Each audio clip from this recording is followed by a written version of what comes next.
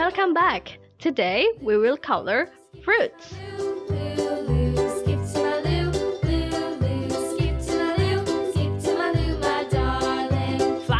And I really love using watercolors.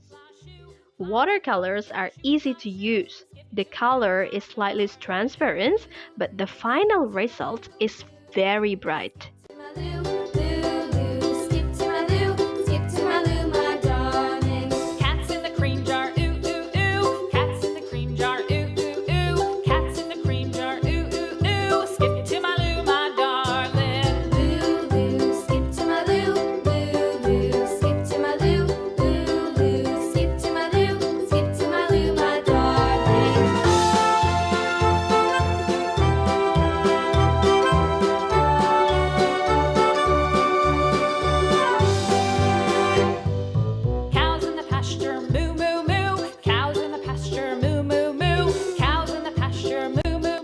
And of course, don't forget to subscribe to get my lessons video every day.